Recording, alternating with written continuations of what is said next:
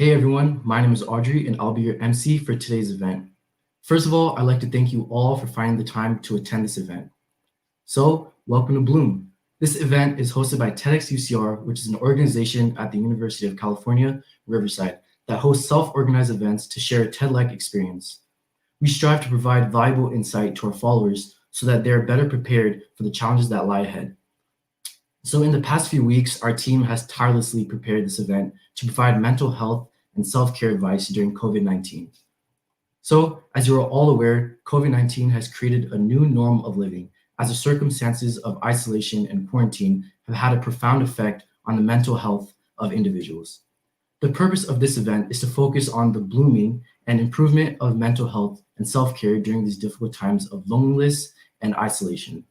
So the speakers we have today are Stephanie Holt, Dr. Linda Ercoli, and Dr. Kate Sweeny, each one having a unique perspective on mental health and self-care techniques.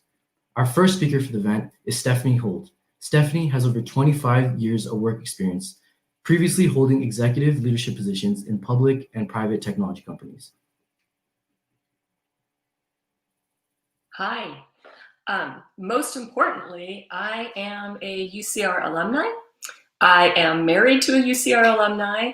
I am the mother of a UCR alumni.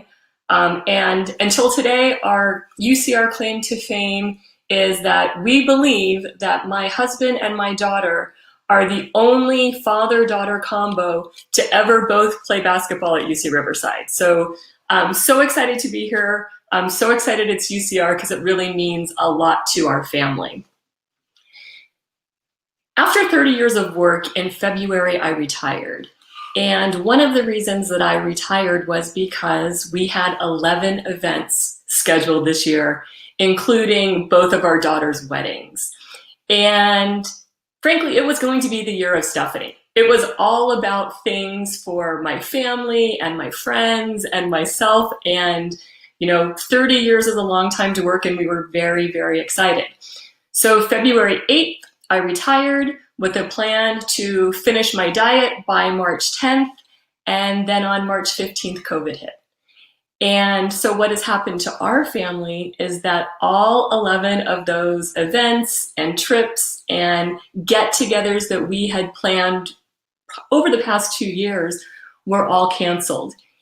And while you don't want to complain, right? While I can say I have a roof over my head, I have food on the table, we don't want to underestimate what some of these small things that we've had to give up, that some people maybe see as trivial, but they're still important. It's still something that we had planned and had to give up. And all of a sudden, when all of these things change, when you can't go to class, when your summer plans don't happen, when you can't maybe even go home for the summer, it's hard, right? Isolation is hard. And I think the first thing that's very important is to just recognize and acknowledge that. Just because maybe you still have a job or you're not worried about paying your rent doesn't mean that this is not a very, very hard time for you. One of the things that worked for me that I talked to a lot of people about during this time is to really maybe not think of it sort of as summer break, right? So the first couple of weeks, you maybe slept in, you maybe binged watched your shows, you maybe stayed up till 3 a.m. playing Call of Duty, all of these things that are sort of vacation mode. Now, however, it's very, very clear that this is going to continue for a long time. As soon as the California schools said, we are not coming back in person in the fall, and other schools have continued to do that since then, right? Things were clearly going to be different. And so one of the things that I think are incredibly important during this time is that you actually have a schedule. And it doesn't have to be a schedule that's packed with things. It doesn't have to be a schedule where even you're doing anything in particular. It just has to be something for you personally to make your days have meaning. So when I think about self-care, I don't necessarily think of it in terms of I'm going to get a massage or I'm going to get a facial. I think of it a lot of different ways, and having a schedule and knowing what you want to accomplish or what you plan to accomplish and being able to actually complete that is very, very important for your mental health. I feel like we all at this point, me sadly included, with the potential banning of TikTok, we have an hour or 90 minutes extra a day to do things while we're not trying to learn our TikTok dances. So that's a good time to go ahead and schedule something in. Small goals, and they can be more obvious self-care type things. They can be that you're scheduling a massage, or you're scheduling your time to work out, or you're scheduling your time to learn something that you didn't learn before, that you didn't even think about learning before. I love, for students in particular, the idea of complementary skills. So maybe if you are a biology major, you work on some of your leadership skills. Maybe if you're an English major, you work on some of your UX design skills. So when you're ready to go into the job market, you have a really strong breadth of skills. But maybe you don't want to learn something, right? Maybe you want to use that time to master something else. Maybe you want to learn to cook. Maybe you want to work on reading the 100 novels that everyone's supposed to read before they die. There's so many things you can do, but I do think that it's helpful to have a little bit of a plan. And it doesn't necessarily need to be a master plan. It doesn't need to be big goals. It just needs to be about planning what's important to you. So then at the end of the day, you can close your eyes and feel like you've accomplished something, and not have this sense at the end of this whole thing, which, maybe 3 months, maybe 6 months, maybe a year, where you're thinking, gosh, you know what? I really wish I had fill in the blank. Just make sure you're making steps towards doing that now. For me, the thing that's gotten me through this the most is I got involved in a project to help other people. And while that might seem like, okay, that's easy for me because I'm old and retired, it's something that's really possible for everyone to do. One of the things that's very unclear right now is education, right? Education for, elementary school, middle school, high school, what the parents are going to need to do from working from home. And I imagine a lot of you don't even have to think about that. This is terrifying for parents and also for teachers, because they're coming into uncharted territory. They're having to do things that they've never done before. So something that I'd like to suggest to students is, maybe you have a middle school teacher, right? And you think back to middle school, and middle school is universally, I would say, a terrible time for everyone. Imagine middle school if you had to be home with your parents 24 hours a day. The one thing that possibly makes it even harder for everyone. But think about a middle school teacher that maybe you had and you really liked. If you, as a college student, reached out to that teacher and said, hey, you know what? I've gotten really good at geometry. How about if I help you out? How about if I do a 1 hour a week tutorial session? How about if I'm good at creative writing, I work on a project with some students? You literally can impact lives right now. You can be an important change for other people. That's incredible. And that is something that we have not had the opportunity to do any other time in our lives. Or even better yet, if you know a parent that has kids, right? They're trying to work, they're trying to do meetings, they're trying to do all of these things they haven't had to do in the past. What if you were to say, you know what? 1 day a week for an hour, I'm going to get on a Zoom call with your kids and read them a story, or teach them how to draw, or anything that you are good at that you can share with someone else. And I want to be very clear. This is a selfless act. This is something that you are doing for someone else, but the benefits that you will get from it are unimaginable. The benefits to you of helping others are astronomical, and I'm not exaggerating when I say that. The way you will feel about yourself after helping other people is something that you will never forget. And literally, I'm talking about an hour a week. I mean, you certainly can do more, but such a small amount of time that you've scheduled in when you're working on your schedule before really, really can be impactful. Another thing you might want to think about is your friends, right? How do you get a sense of camaraderie with people who you normally see? And maybe now, and I'm guilty of this too, right? I just kind of text by default. It's easier to text than put on mascara and get on a Zoom. It's easier to text sometime than FaceTime because everybody in the house is using the Wi-Fi and there's no more bandwidth. I would say that first of all, video is a powerful method of communication. So don't get to the point where you are only doing texting and you're only doing emails and you're only doing things like that. Make sure that you're actually seeing other people. That's very important. There's fun things that you can still do with your friends. For those of you that are old enough, of course, my favorite is the virtual happy hour. Funnily enough, I have one every Monday with my roommate from UCR and a couple of college friends that we had back in the day. But you could do a variety of things. I've had people do online virtual painting classes where you know everybody paints the same thing and then you show what you've done at the end. There's an idea that I love where you do a Sunday brunch, right? Everybody gets together and has their brunch made and sits there and visits and whatever. I mean, every video you do doesn't have to be behind just like a wall behind you with you sitting here. You can be moving, you can be doing things, you can be interacting in different ways. Another thing you can do, which I periodically do, is you can do basically a cooking class. So you take your computer into the kitchen, you make sure everybody has the ingredients, and then you cook together. And you visit and you see whose stuff is working out and whose stuff is not.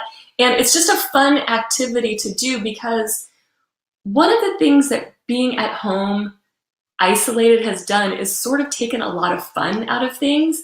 And it's important to look at ways to bring fun back in. Another important one, depending on where your friends are, right? You can organize an outdoor event at a park where everyone brings their blankets and brings their snacks and stays 6 feet apart and, you know, really get some interaction, get some fresh air. Staying inside all of the time is not the answer. And some of us need a reason to go out. I mean, I personally could stay home and never leave. So make a reason for your friends to get out and you guys to connect in person. I just want to say one thing because I am a mother. It's really hard right now. So if you are feeling bad or feeling blue or feeling overwhelmed, make sure that you're asking for help. This is not something that you need to get through alone. A lot of people are really suffering. You know, I have a daughter that lives in London who I don't get to see, and that's extremely hard for me. And sure, we do a FaceTime every day, much to her dismay, because I need to see her, right? I need to know that she's all right. But if you're struggling, reach out to someone because, you know, the thing about struggle, right, is sometimes people are up, sometimes people are down. So the likelihood is that your friends will be at different points in that process. Your family will be at different points in that process. There's a lot of places that you can do outreach if you're struggling. And just as a mom, I want to say, make sure that you do that. One of the things that I strongly believe and have said since March is that a question that you are going to get asked for the rest of your life, whether it's in a job interview or whether you're going on a date or whether it's just friends talking, is going to be, what did you do during the summer of 2020? And I believe that there's not a correct answer to that. I believe that that is such an individual thing, and that's okay. But what I want to caution you is to have your answer be something that you can be proud of. Do you want to say, you know, I became an expert at Call of Duty? And maybe you do, and that's okay. Or do you want to say, I learned to speak Mandarin, or I helped people serving at a food bank, or I did one of these things where I talk to students weekly? It can be anything, but make sure that it's something that reflects who you are. make sure that it's something that you, when you say that answer, can be proud of, because that question is going to stay with you, I imagine, for the rest of our lives. And it's going to say a lot about you. I believe that the best form of self-care that you can have is being able to hold your head up high and being proud of what you've done. And it doesn't have to be every day, right? You can take a day off, you can hang around, you can sleep in, you can watch shows, whatever. It doesn't have to be that, oh my gosh, you have to move a mountain every day. But I do hope for you that during this time, overall, you can feel proud of who you are and what you did. Make sure you wash your hands, make sure you social distance, make sure you wear a mask, be safe, and thank you so much for having me. Thank you for your valuable insight, Stephanie. We'll now be entering a Q&A portion, so feel free to submit any questions you might have down in the chat bar below.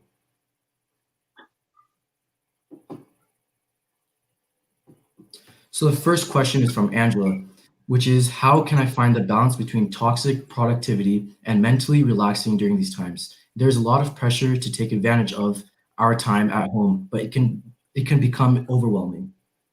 So Angela, that's actually a great question, and it's very important, right? So when I talk about making sure that you're doing something, what happens to a lot of people is they get this feeling that they have to be doing everything, right? If they're not doing something that's productive or something that's learning or something that's going to benefit them in the long term, they're wasting their time. We know as a society, right, that that is not true. We know that there needs to be a balance. And while I never talk about work-life balance, because I don't think that that's really a thing, there is a life balance where you are doing things both to be productive and doing things to also be the best you. And in this time when maybe you don't have a schedule, I believe that the scheduling really, really comes in handy. So, on my schedule, for example, I have lunch scheduled in, and then after that, I have an hour of TV watching. And it stops you from always feeling like you need to be moving forward, right? You need to be doing something that's so important. So what I would say is go back to the schedule and schedule in time for visiting with your friends, for doing things for yourself, for taking a nap, right? I didn't even talk about sleep, which might be the most important of all. Make sure that you're getting all of those things. Make sure you're eating a vegetable. Make sure you're doing those things that we all know that are good for us, and make sure you're scheduling it in, because it is at least equally as important as anything else you do.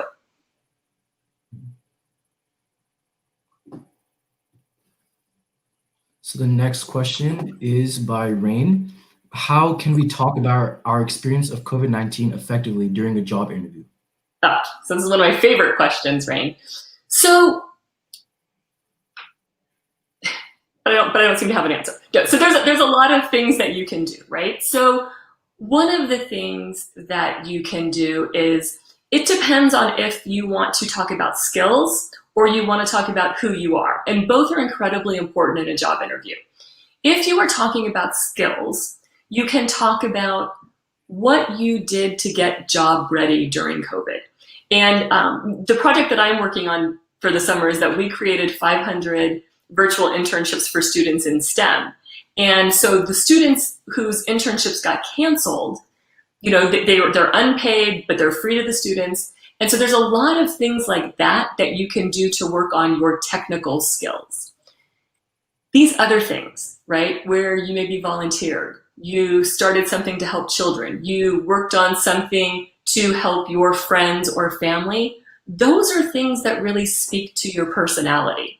And often those are the things in a job interview that are the differentiator. Those are the things that make people want to work with you. Figure out how you can be a leader. Leadership is incredibly important for people coming out of school. And what I think students, and actually what a lot of people don't realize is, you don't need to have a manager title or a club president title to be a leader, right? All of you guys can go into your job interview and say, hey, during the summer of 2020, we saw that COVID was a problem and people were struggling. So we worked in our TEDx group to try to make things better for people. That says a lot about who you are. And that is absolutely something that's great to talk about in a job interview.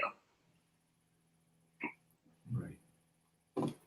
All right. So next question is from Jayon. So what do you think helps you stay consistent with activities, and how do you hold yourself accountable in terms of scheduling something every week? So the funny thing about that question is, for me, what I immediately think of is, oh, wow, I didn't work out this morning, right? And how am I holding myself accountable for not doing that? I think accountability, it may be one of the hardest things about what's going on right now, right? Because you're not meeting your group to do things. You're not going to the gym because the gym's closed. You're not doing any of these variety of things that you do.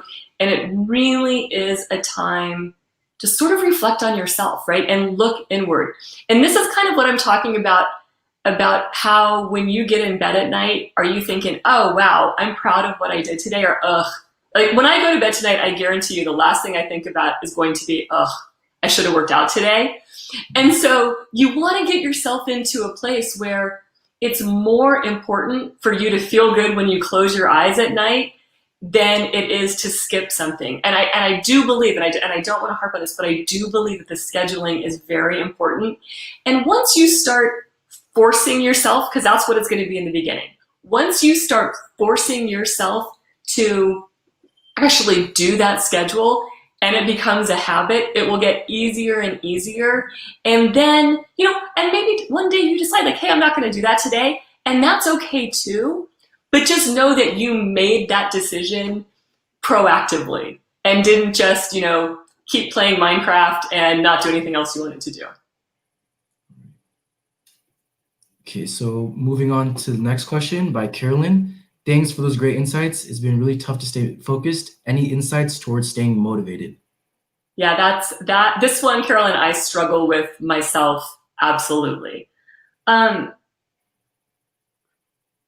me, what has been the most motivating has been things I've done for other people. So even when I talk about, trying to learn something new, and I've done that too, that has not been as motivating for me because it still feels very isolated, right? What's motivating for me is, I do something with my LinkedIn contacts where, I just have a conversation with somebody different every day. And I specifically have that at 9 o'clock in the morning because it sort of sets the tone for your day. And so what's worked for me and what I tell people to try to do, right, is do something first thing in the morning to set a positive tone for your day. And this can be so many things. It can be sending an email to an old friend, better yet, having a phone call, having a virtual coffee date. It's been hard. But the difference between me in March and now is that doing virtual things, having a coffee date or having a conversation used to really involve me like taking a shower, getting dressed, put on my makeup. So they were very, very overwhelming. I can tell you with 100% honesty that I had a call with a woman this morning at 8 o'clock with my hair in a pony, no makeup, and maybe not my pajamas on, right? So you need to get past some of these things that are roadblocks for you doing something, but doing something positive in the morning for yourself, and maybe that's sitting down having a cup of tea for 15 minutes with no interruptions. Maybe that's your favorite coffee, taking a walk, any of those things. And then also doing something that cheers up someone else, I really think sets the tone for the whole day. And just that positivity will help keep you motivated. All right, so with that being our last question, that wraps it up for our first Q&A portion. Again, thank you, Stephanie, for speaking at our event today. Now, let's move on to our second speaker of the event, Dr. Ercoli. Dr. Ercoli is a professor of psychiatry at the University of California, Los Angeles. Thanks very much, and it's my absolute pleasure to be here today. So we are living in unprecedented times. Our world has been turned upside down by COVID-19. And right now, there is no vaccine. All we have is prevention. And to this end, many United states and localities have issued workplace restrictions and shelter-in-place orders to flatten the curve of COVID. We know from prior outbreaks like H1N1 and Ebola and these extended sheltering periods that they have far-reaching economic and psychological consequences. So the financial consequences affect the ability of people to make ends meet and to meet their basic needs. The psychological consequences are uncertainty about the future and depression, anxiety, post-traumatic stress, and even suicidal thinking. Now, like most of you, I've been sheltering in place since March of 2020, and I've been juggling trying not to get sick with maintaining my own sanity during this sheltering in place. And like many of you, I haven't been able to go to a movie, eat at a restaurant, hug a friend. And as a psychologist, I can use telehealth and see my patients, but I really miss seeing my patients in person. But I consider myself lucky. I have my health, I have the internet, I can make ends meet, and I am able to work from home and continuing to help people. And I only have to worry about taking care of myself and for making decisions for myself. But not everyone is so lucky. So during COVID, if you're caregiving for somebody with Alzheimer's disease or another type of dementia, your job has gotten a lot harder. Maybe you're more isolated, you're more on your own, maybe you've suffered financial loss, and more than likely, you've lost access to services that used to help ease your burden, like having in-home help, taking your loved one to adult daycare or to a senior center. If you're sheltering in place with someone 24/7, it's really difficult to have personal space and privacy, and you might even be feeling trapped. So if you're a caregiver and that scenario fits you and sounds familiar to you, then this talk is for you. Because I want to reassure you that there is help out there. And today I'm going to tell you about what you can do to ease the burden of caregiving for somebody with dementia during COVID-19.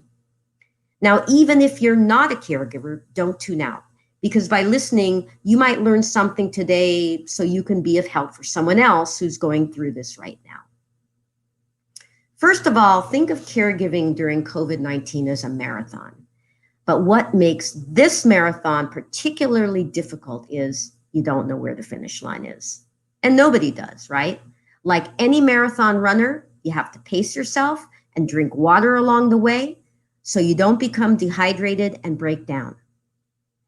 So today I'm going to tell you about 3 important ways to hydrate yourself emotionally during your COVID caregiving marathon. They're going to be: first, educate yourself about both COVID-19 and caregiving. Second, to minimize distress and behavioral problems in your loved ones.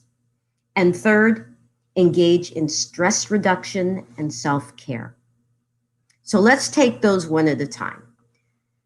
First, educate yourself about COVID-19 from reliable sources like the Centers for Disease Control, the World Health Organization, medical center websites, and COVID hotlines.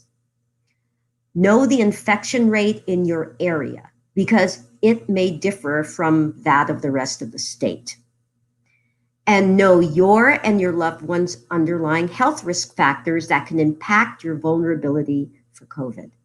So do you have heart problems? Do you have pulmonary problems? Conditions like that. And examine your lifestyle for risk. Do you live with essential workers who have contact with people outside of your home? Or maybe you're an essential worker and a caregiver. Do you take public transportation? Are you socializing in large groups? And are you wearing a mask? The more you know about COVID risk, the more you can make informed decisions for yourself and for your loved one. You have to be ready for emergencies. So designate a backup caregiver and have a backup caregiving plan just in case you get sick. And make sure that you have advanced healthcare directives in place for you and your loved one. God forbid that you get sick and you're gravely ill and you cannot communicate your wishes to your medical care team. The other thing is to check about your entitlements. Check with your insurance company to see if you're entitled to any services. Look at federal, state, and municipal government websites to find out if you qualify for any financial services or benefits like help with transportation, Meals on Wheels, or in-home supportive services through Medi-Cal. So once you get that education piece going, you need to work on the education piece about dementia and caregiving. And you'll need this now more than ever. People who are educated about dementia caregiving perceive caregiving as less stressful. And they also have more confidence in their abilities as a caregiver. They can handle more difficult situations. So where do you get help? You can check with the National Institute on Aging. You can also check out the Alzheimer's Association because they have transitioned their in-person education courses like Savvy Caregiver to online. If your loved one has another type of dementia, then check with their advocacy agency. Also, our group at UCLA, as well as others and some VAs, have produced videos to teach caregivers how to manage behavior problems. So things like wandering and aggression. And these are very, very major sources of stress for caregivers. Now, if you don't have the internet, you can call any of these agencies. The Alzheimer's Association has counselors to guide you, and you can read one or more of the many comprehensive books on caregiving that you can get from brick and mortar stores or order through Amazon or another online company. Now let's move on to the next water stop along the way. And this is to minimize your loved one's distress. Think about it this way. Just like you, your loved one's life has been disrupted, right? And just like you, they can get bored and anxious. But unlike you, they can't find things to do on their own because of the dementia. And this can lead to complacency and agitation and behavior problems. So what you need to do is set up a daily routine for your loved one and put that routine, that schedule up in the central place in the house so they can see it. Now, what do? You maintain, first of all, their meal, sleep, and wake times the same as before COVID. And then you bracket those meal times and rise and sleep times with activities that are enjoyable to them and that are tailored to their abilities. So an example might include exercise and taking care of personal hygiene after breakfast, and then working a puzzle after lunch and taking a short nap, and maybe a calming activity like watching an old movie before bed.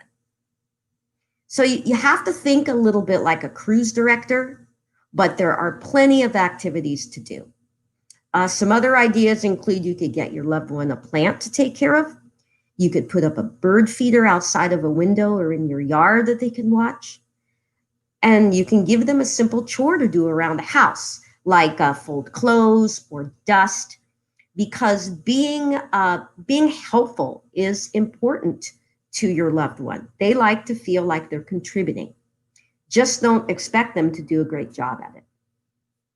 You can also have their favorite music going on in the background, especially music from their teens and early 20s, but just don't have the COVID news going on 24/7 in the background. It's not good for you, but it can really cause anxiety in your loved ones.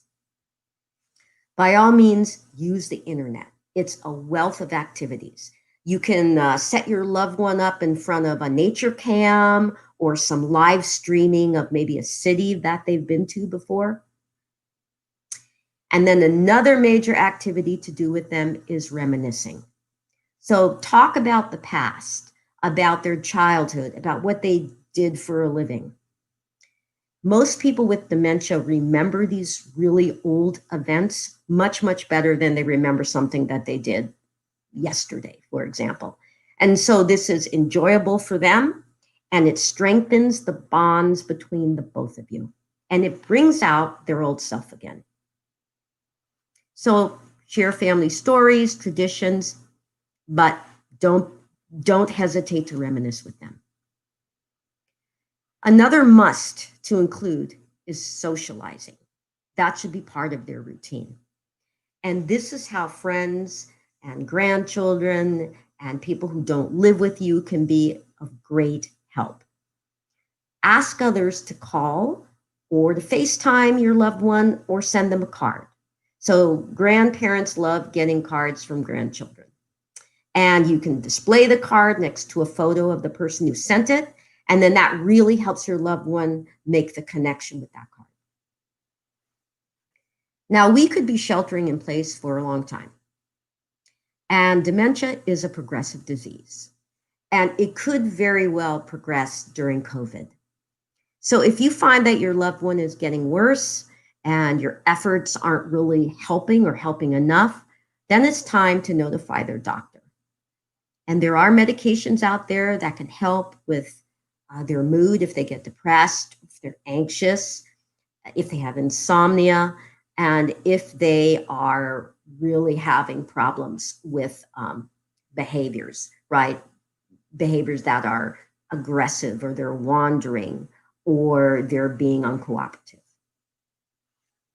So let's move on to the last emotional hydration stop along the way. And this is self-care. And drink up, because caregivers are notorious for neglecting themselves. And you can't afford to be. You can't afford to be for you, and you can't afford to neglect yourself for your loved one. Because if something happens to you, who's going to take care of them? So if I could recommend just one thing for self-care, it would be to get help with caregiving at home. Have another set of hands in the house to help you out. And that's because being a caregiver for someone with moderate or advanced dementia is not a one-person job. You really can't do it alone. Now, if you're not comfortable with hiring a caregiver or bringing someone else in during COVID, or if it's not in your budget, there are other options. If you live in a multi-generation household, now's the time to come together as a family and share the caregiving duties. Have a family meeting and divvy it up according to your strengths. So somebody could help with cooking, somebody else with transportation, another person with housekeeping. The grandkids can read to their grandparent, and friends and neighbors can run errands or go to the grocery store for you. So every little bit helps. Another very important source of self-care is to join a caregiver support group. Sometimes friends and family just don't understand what you're going through if they haven't been through it themselves. Support groups are comprised of people like yourself, many of whom have already been in the place where you are right now. And caregivers are a wonderful source of emotional support that's non-judgmental, a place to vent, and a place to pick up some of the best caregiving tips and education that you could possibly get anywhere else. Caregiver support groups are widely available. They're on video chats, they're on social media, and you can even attend one over the telephone if you don't have the internet. So where do you find them? Check with a dementia advocacy group like the Frontal Temporal Dementia Society, the Alzheimer's Association. They usually keep track of the caregiver groups that are in your area. If you're a spiritual person, the Alzheimer's Association has a faith outreach representative to help you find a support group at a local congregation. There's two other sources of emotional hydration, and that's relaxation and taking breaks, which we call respite. So respite means literally taking 15 to 30 minutes a day or more out of the caregiving job that you're doing. If you can leave the house and physically get out of the caregiving environment, then do it. You can go for a walk and therefore keep up your exercise. You can get a cup of coffee, whatever you essentially want to do. Now, if you can't get away from home, then schedule the breaks in at home. So you can read a book, have a cup of coffee at home, talk with a friend, do aromatherapy, right? Take the proverbial hot bath. Again, whatever works for you to kind of take off the stress and the tension. Something though that I recommend everyone try is to use deep breathing. And this means slowly counting in while you're inhaling to 5, then holding that for a few seconds, and then slowly exhaling at the count of 5. And do this about 5 times. Deep breathing has been shown to lower blood pressure, and it reduces stress levels immediately. And this is great to use, especially if you're in the middle of a frustrating moment with your loved one. Another example would be something called mindfulness meditation that you can learn about on the internet or through books. And whatever you do, try to give yourself credit for all the good that you're doing for your loved one. Try to stop and smell the roses and try to recognize the good things you have in your life and recognize that you are making your loved one's life better. Now, these techniques that I've shared with you today, they should bolster your strength for caregiving. But if these techniques aren't helping enough, then it may be time for you to take a longer break from caregiving and to have your loved one go stay with somebody, if that's possible, or have them stay at a residential care facility. If you get to the place where you're having problems sleeping, concentrating, you're feeling low, then you could be depressed. And you really need to reach out if you're getting to that place, and don't let it get worse. You may need to talk to your doctor, either find a counselor or get on even medications for depression. If you're having thoughts of taking your life or your loved one's life, then that's an emergency. And you need to get a mental health professional immediately, or call your doctor, or call a suicide prevention hotline. And finally, there may come a time when you are no longer able to care for your loved one. It's because either you're just exhausted or because they're getting worse. And if you feel like you get to that point, or even thinking about you might be there, then you need to talk to your loved one's doctor about that, or have a consult with the Alzheimer's Association about your options. Now, I've shared a lot of information with you today. Consider that you've just taken your first sip of emotional hydration along this caregiving marathon. But check out some of the techniques and see which ones you like. But try to routinize them, right? Use them in your life regularly. And at first, it is going to be a conscious decision to do this. You're going to have to put out some effort. But once you do, you will get into a rhythm. So my hope for you today is that you can apply what you've learned, and that they will sustain you while you're caregiving during this COVID-19 marathon. Thank you for listening, everyone, and be well. That was some great advice you gave, Dr. Ercoli, and very informative. Now it's time for some Q&A. So again, feel free to submit any questions you have down in the chat bar. So the first question is from Anushka. She says, as students, what are some things that we could do to not feel overwhelmed or helpless while keeping our mental health in check? Right. Okay. Well, feeling overwhelmed and helpless, helplessness can be a sign of depression. So I think Stephanie Holt gave some great advice in her talk, which is to try to engage in a routine yourself. I mean, honestly, from my life, I have to do it, right? I get up in the morning, I enjoy that cup of coffee, I exercise, and I find something to look forward to every day. So I really I run group therapy for my patients every Wednesday, and I really look forward to meeting with them, right, over Zoom. Um, I'll set up a project for myself.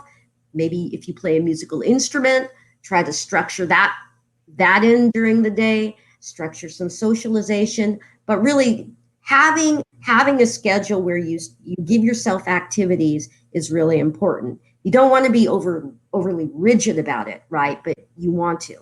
And if you think about it, like what are the things that you're not doing, right? You're not doing a lot of physical things while we're sheltering. Maybe you're not commuting.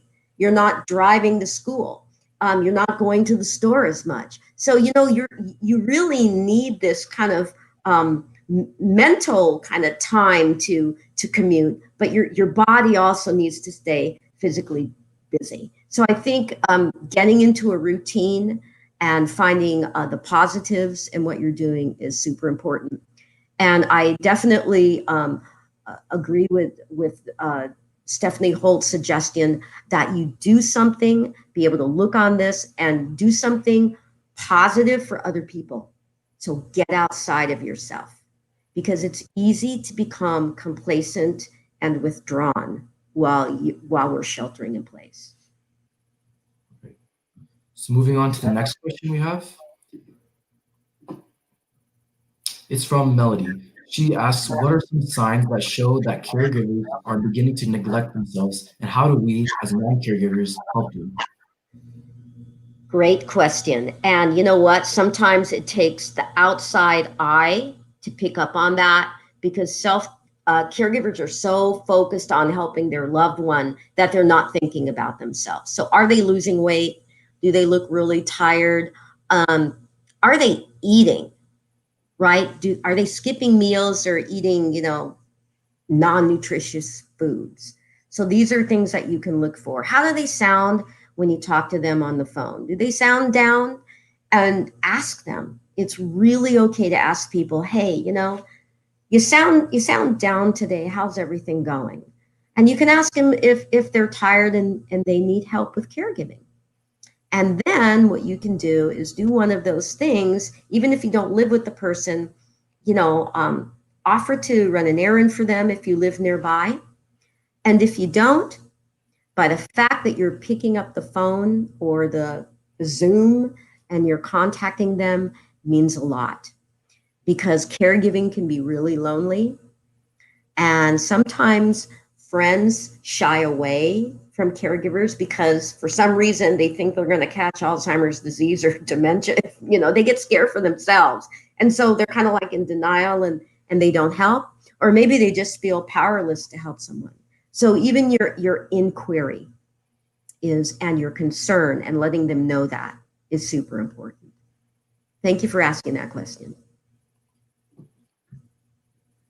All right, so the next question is from Angela. She asks, how should one mentally prepare themselves before entering a caregiving position? Right. Okay.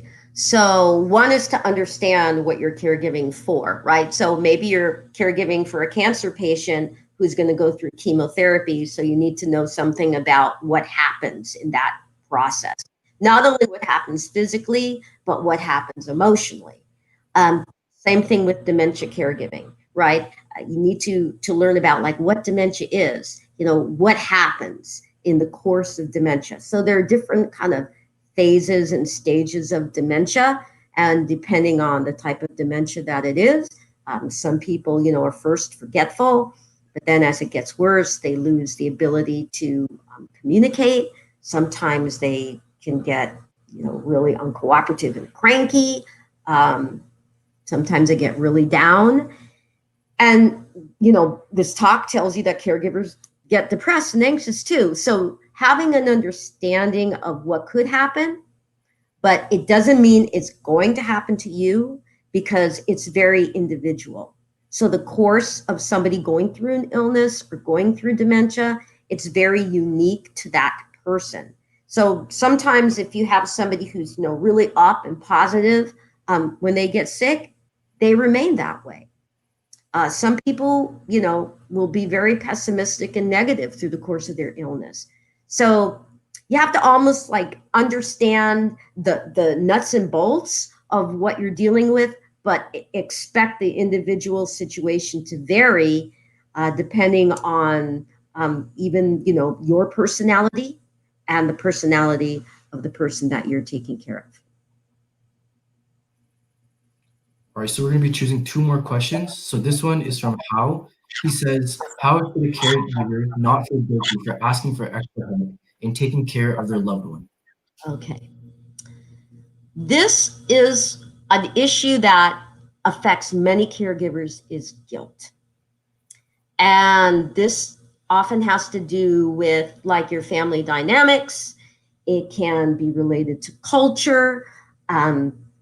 For example, some families, some cultures feel that if you get outside help, this is wrong. You shouldn't do it. You're not doing your duty as a husband, wife, son, or daughter. And it could also be from just sort of like misplaced beliefs that you're a super person, you can do it, or you should be able to do it. And it's the shoulds that really get people in trouble. I think to start to break that guilt, number one is go to a caregiver support group. Because a lot of people start out feeling guilty, and then when they find out like how hard it is, they're like, why am I feeling guilty? I can't do this job without help. The other is to kind of reframe the situation, right? If you get outside help, it's because you're trying to be the best caregiver that you can be. And you're realizing that you can't do it alone. Or maybe you're realizing like you don't want to, and so in order to provide a better caregiving atmosphere or environment for your loved one, you bring in outside help. This is really true, I'm going to say, in relationships between, let's say, spouses, because it's really hard to be, a husband or a wife when you're changing somebody's diaper, to be honest with you. This is like not what your relationship has been like. And so there are these changes in roles, and it happens in intergenerational caregivers too. There are these changes in roles that are really uncomfortable and difficult, and sometimes that really interferes with the caregiving. So I think to try to reframe that, get help, see what other people are going through, and really give yourself some compassion for the difficulty of the job that you're doing, and that asking for help enables you to do your job better. So moving on to the last question, Brianna asks, do you have any recommendations of what to include in a loved one's schedule when they have a physical disability?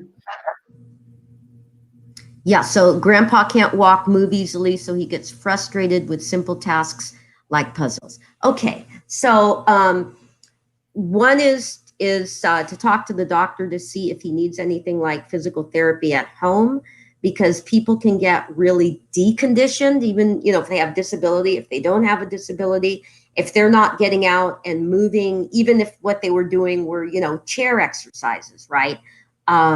They can get deconditioned, and they might be frustrated because they're having physical problems as well as mental, cognitive problems.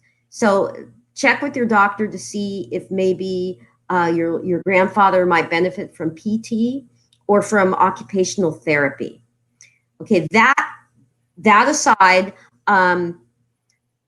it could be the activity that he's doing. So if he's someone who didn't like puzzles before, he may not like them now, right? Or maybe the puzzles are too difficult. So a 1,000 piece jigsaw puzzle is usually not the right kind of puzzle to give someone with dementia. It's more like kids' puzzles, but see if he might like to do something else. So looking through magazines, looking through photo albums.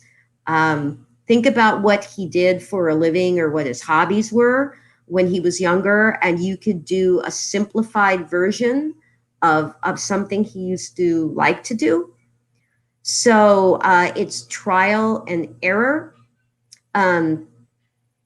You can even do things like, toss a ball. So if they can't walk, you can find other ways to move and manipulate that don't involve walking. But I would say definitely make sure that the activities that he's doing are not too hard for him or too easy and insult him, because that happens too, and that he can actually physically manipulate and physically do that activity. Hope that helps. All right, so with that being our last question, that concludes our second Q&A portion. Thank you again, Dr. Ercoli. Thank you. Thank for you your all. advice. We'll now move on to the third and last speaker of the event, Dr. Sweeny. Dr. Sweeny is a professor of psychology at the University of California, Riverside. Hello, everyone, and thank you so much for being here today and for including me in this great event. I certainly don't have to tell you that we're in the middle of a viral pandemic that is unprecedented in our lifetimes, unless you happen to be a few years older than 100. That's, of course, why you know what my home office looks like, rather than all of us gathering together at a theater, as we, I'm sure, would have hoped to do. So that's, of course, not news to any of us. But what I would also like to argue is that riding along with that viral pandemic is a psychological pandemic of uncertainty and worry and waiting. There are so many sources of uncertainty during this period of time, during COVID-19. Many people have lost their jobs, or their jobs have been transformed in some way where it's barely recognizable. And it's very uncertain when that situation might resolve. It's, of course, also uncertain whether we should be seeing friends and family, and if not, when we might be able to, whether it's safe to go places, and if not, when we might be able to. And then, of course, there's the health-related uncertainty, the chance that one of us might get sick, or a loved one might get sick, or, God forbid, that we might lose a loved one. I've studied uncertainty for my entire career. So for nearly 20 years, I've turned the experience of stressful uncertainty absolutely inside out, trying to understand everything about it that I can. Usually in my research, I study people who are waiting for some kind of specific news. So I've studied soon-to-be lawyers waiting to learn if they pass the bar exam. I've studied students waiting to learn their grades on a class assignment or an exam. Researchers waiting to learn if their paper will be published or their grant will be funded, patients waiting to learn if they have cancer, and even voters waiting to learn if their preferred candidate will be elected to office. In my research, we use lots of surveys to ask people how they're feeling and coping, and sometimes we use experimental procedures or experiments to dig a little bit deeper into a process or to test whether a coping strategy might be effective. Through all that research, we've learned some things about what makes uncertainty and specifically waiting so difficult. Of course, not all uncertainty is created equal. Some periods of uncertainty are much more stressful than others. Some things are life-changing, like a diagnosis of cancer that you might be waiting for. Others just small bumps on life's long road, like a minor grade on a class assignment. But even across all of these stressful kinds of waiting periods, there really are two features that we've uncovered in my lab that make these situations so uniquely stressful. One is that we don't know what's coming, so that's the uncertainty, of course. And then two, we can't do much about it. And sometimes we can't do anything about it. So there's a loss of control. Either of these states, uncertainty, loss of control, is pretty rough on its own. And together, they're really terrible. They are existentially uncomfortable states. After all, our survival individually and as a species requires an ability to anticipate future threats and opportunities, as well as an ability to direct our fate to take advantage of those opportunities and to avoid those threats. So together, these two states, uncertainty and a loss of control, make for a pretty fearsome duo. In fact, so fearsome that people frequently tell us in our studies that they would rather get bad news, have the worst thing happen, than continue to wait in this kind of paralyzing state of limbo.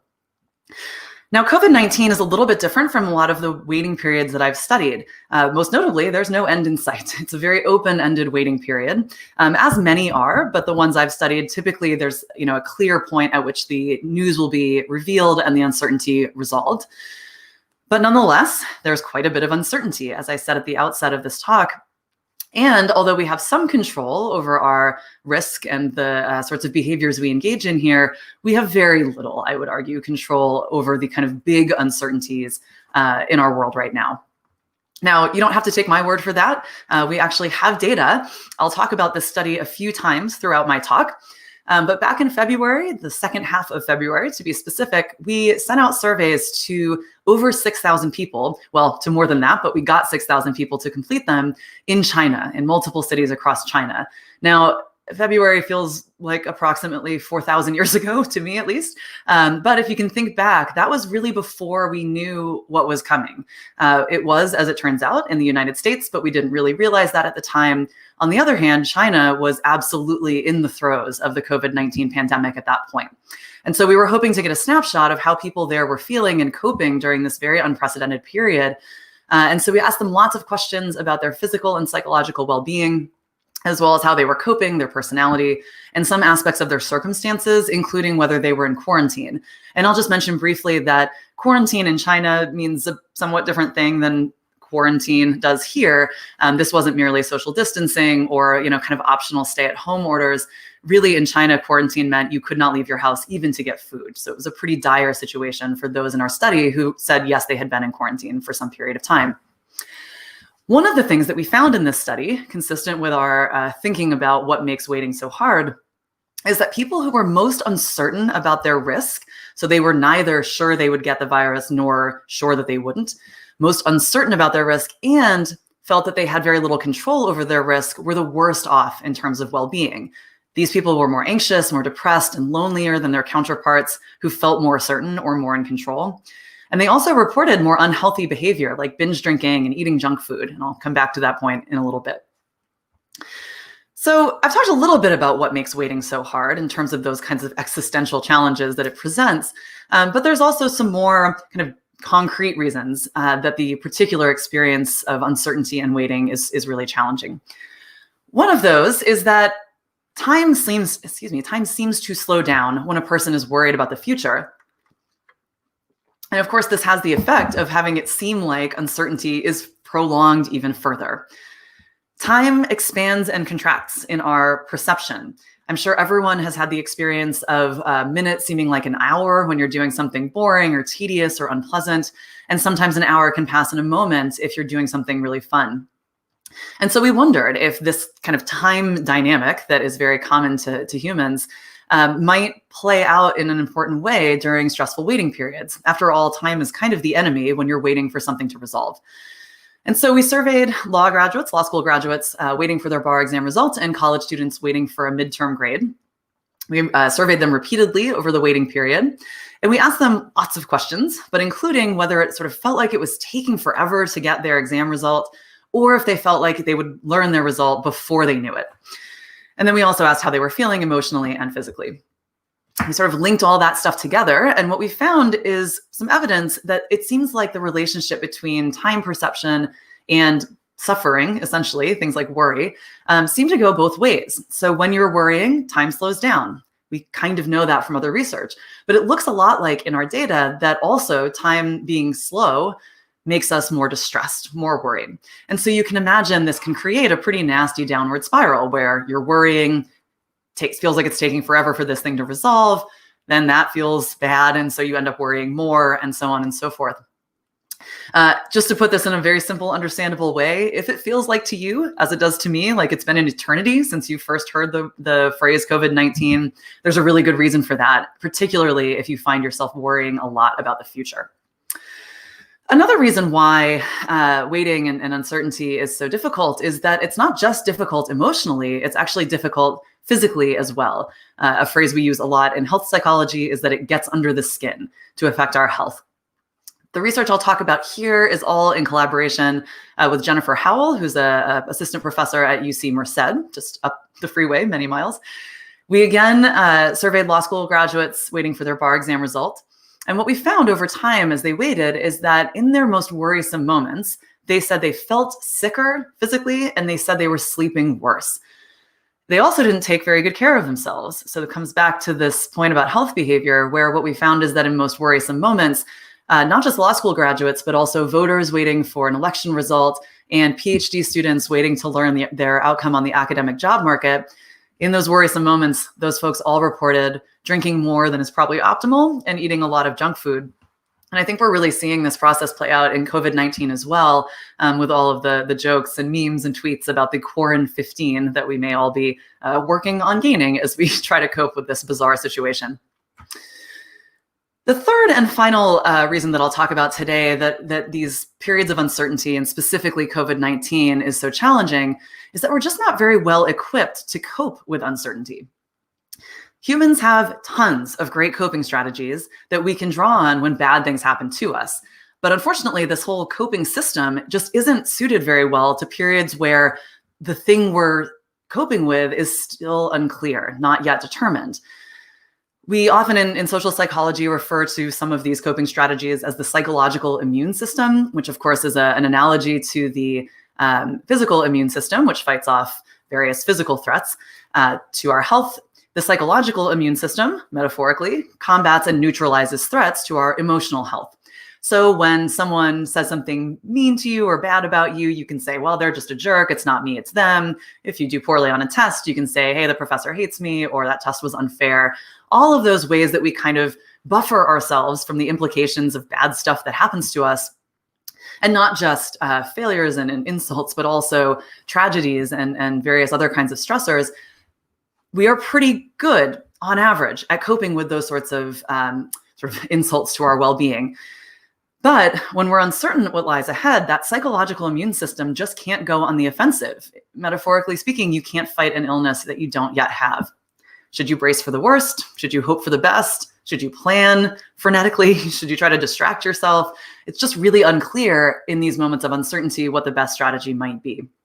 And actually, none of them work very well, as we found in another study of law school graduates waiting for their bar exam results, in which we kind of linked up their efforts to cope with their well-being over the waiting period and included those strategies I just mentioned, as well as a number of others. And what we found is that no coping strategy had really any staying power for our well-being or for their well-being. Some things maybe made them feel a little better in the moment, especially being optimistic and hopeful. But if you ask them a few days later, those folks weren't feeling any better than someone who was feeling fairly pessimistic. So it seems like, again, we're just not that great at coping with these kinds of situations, including the one we're all in collectively right now. Now, of course, this event is about thriving despite these sorts of challenges, and so I won't leave you hanging with just all of this bad news. We have in our lab been really searching for the last few years for strategies that might be less obvious to people, but maybe effective. And the good news is, in the context of COVID-19, we've really identified something that seems to work well. So in that study we did in China in February, one of the things that we asked about was how much people were experiencing something that we call flow.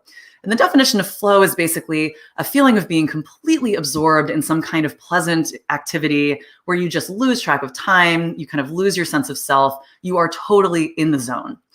The kinds of activities that get people there differ across people, so everyone is a little bit different here.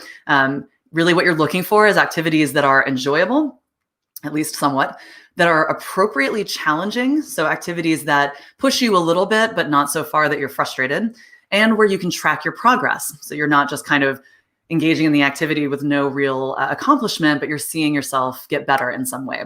So this can be gardening, cooking, playing sports, even working. For me, the one that gets me there is data analysis. I'm guessing that is not a common answer to what gets you into flow, but that works for me, so everyone's different.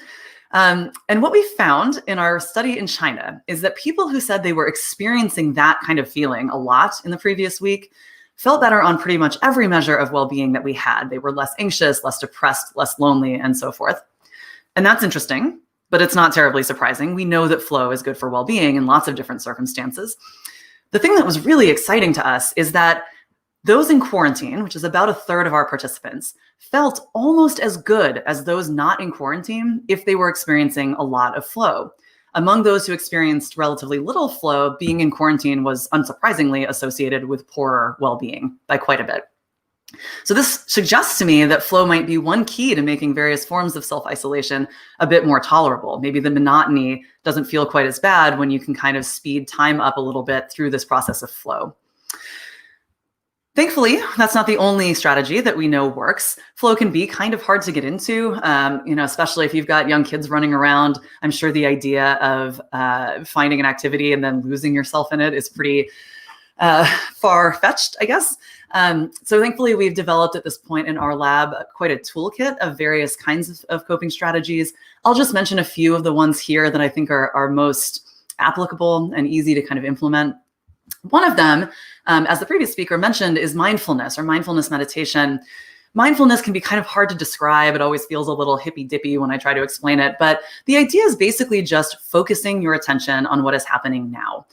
It's really easy to let your mind kind of be taken away by thoughts of what you did or said yesterday or last week or 10 years ago, or to start worrying about what's coming tomorrow or next week or 10 years from now. And so one of the things that mindfulness really focuses on is kind of trapping your attention in the current moment, usually focusing on something that's happening right now. That's often breathing, but it can be lots of different things. And then allowing your thoughts and feelings to just kind of come and go. You don't get attached to them. You just keep coming back to the current moment. Tons and tons of research supports the effectiveness of mindfulness for stress reduction and various other benefits. It seems to be effective for curing almost all ills. And it's really effective for reducing stress, which is usually the kind of explanation as to why it's so effective for so many different problems. We have found in our research that it's also especially effective during waiting periods or periods of uncertainty when mental time travel is really a problem. You're thinking back to how things used to be or how you performed on a test, and you're thinking ahead to how things will be in the future. And so mindfulness is a really good antidote to that experience. We have also found in our COVID-19 study in China that people who said they were feeling more mindful did feel better pretty much across the board in terms of the different measures of well-being, though it did not have that effect that flow did of kind of ameliorating the distress that quarantine seems to cause. So mindfulness is another good option. Another thing that we've studied in our lab is the experience of awe. I pulled a definition from Dr. Keltner, who's a professor at, I think, Berkeley, who's studied awe quite a bit. And he describes it as the feeling of being in the presence of something vast and greater than the self that exceeds current knowledge structures. In other words, that kind of shakes up how you're thinking about the world or yourself. Big nature tends to be a really effective way to get into awe. Now, of course, it can be a little bit hard right now to, go to the Grand Canyon or to a nice grove of sequoias, but thankfully, you don't have to leave the house to have this experience. We found in our studies about awe and waiting that even just watching a few minutes of a clip of planet Earth, which has nice sweeping landscapes of forests and so forth, was enough to boost positive emotions over watching a video that's kind of fun or interesting, but doesn't create that awe experience. And then finally, I'll say that sometimes actually it's best not to try to eliminate or even reduce your worry. We have worry for a reason, we humans. Worry is actually very helpful to us because it really captures our attention and draws it towards the possibility that we might need to look ahead and prevent something bad that's coming in the future. So if you do find yourself worrying a lot about COVID-19, I think one thing that can be very helpful is to first kind of run a mental checklist. Is there anything you could be doing differently that would perhaps reduce your risk or the risk of others, or that might help you prepare for some eventuality like having a long-term job loss or kids not going back to school, which is now a very near-term eventuality for many people. So if there's other things you could be doing that you aren't doing right now, great, let your worry motivate you to do those things. But if you run that mental checklist and you've done everything, there's really nothing more you can do, then it's time to maybe not embrace your worry, but rather to look for ways to make it a bit more tolerable. And hopefully that toolkit that I just provided might be a good place to start. Thank you so much for your attention. Thank you for your words of advice, Dr. Sweeny. We'll now be entering our last Q&A portion of the event, so send us any questions like usual you may have down in the chat bar.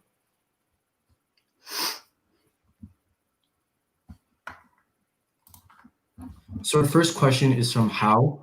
He says, how do we prevent ourselves from doomsday scrolling during a time when bad news is a constant? Yeah, I really relate to this. During the early days of the pseudo quarantine, I was spending way too much time reading Twitter, and it was decidedly not helping my well-being in the least.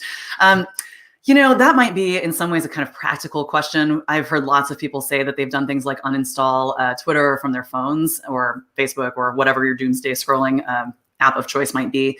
It's It is so tempting, especially during periods where things are kind of changing quickly. We have an election coming up that's going to be everywhere for a long time.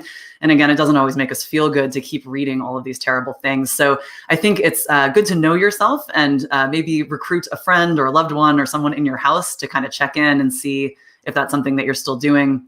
And maybe just like tie your hands a little bit. Again, get it off of the devices that you have around you all the time, just so you're not even tempted. All right, so then moving on to the next question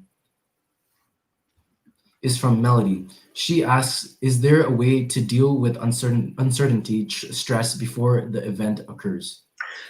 Yeah, I mean, maybe I'm misunderstanding that question, but in some ways, that's really what I've spent the last, couple decades obsessively studying is exactly that question. There'd been so much research in my field about how we deal with stuff like once it happens, once the bad thing comes. And really up until I started doing this research, there just hadn't been that much attention to the fact that often the waiting is the hardest part. And we've really demonstrated that now with data, that in many ways, waiting is so anxiety provoking that it's worse than even the bad news that you might be fearing.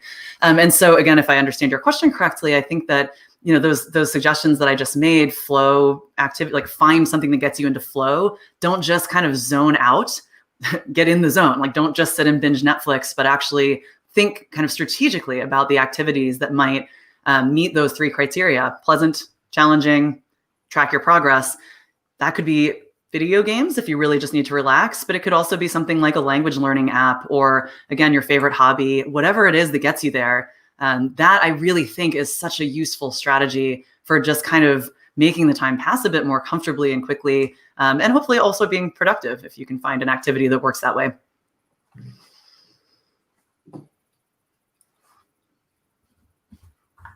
So next question we have is from Dev. He asks, how do you suggest maintaining a flow state? Instead of being in flow for an hour, can you prolong maybe even a day? Great question. So first, actually, to the second part, I think generally those of us who study flow wouldn't think of it as something that you could stay fully in over, days or even a full day, probably. I certainly have at times really lost myself in a game or even in work for hours, like many hours. But if you get much past that, I mean, physical discomfort starts to become a problem, whatever you're doing. If you're sitting, it's probably good to get up and move around. That said, you can certainly come back in and out of flow. So even if you are interrupted or you need to sleep or eat, you can drop back in pretty quickly if you kind of go back into the activity that had gotten you into flow in the first place. So in terms of maintaining flow, the key is actually removing distractions, which again, easier said than done when we're quarantining in households with lots of people and potentially kids. And my dog is a constant interruption for me. So if you can get those distractions out of your sort of field of view and experience, that will help you to stay in it and not kind of get booted out of that flow state. All right, so we're going to choose two more questions. So the next question is from Matthew. He asks, as COVID continues to play out, finding your flow be harder to achieve? Yeah, good question. I don't know. I guess we'll see. I think, okay, this is just me, but I think it's actually getting easier for me a little bit. Again, circumstances being hugely important here. I should mention I don't have kids. And so that's, I think, just such a stressor, and I'm sure a joy, but also a stressor for so many people. And that may get harder as things go on. But all things kind of equal, my experience, at least personally, was that those first maybe 6 weeks of this whole thing, end of March into April, I just was obsessing. I mean, I couldn't think of anything else. Getting into anything except, doom scrolling, as someone said earlier, was just nearly impossible. Whereas at this point, I mean, like it or not, I think we're all getting a little bit used to this. It doesn't feel quite so strange to, not drive my car for weeks at a time or to have all of my meetings in this kind of space. And so I hope, I guess, that maybe as we kind of get comfortable and adapted more to this new reality for us, at least for now, that maybe we will be better able to maybe take a moment, be strategic about how we're spending our time, and then engage in those activities that will make it a little more tolerable.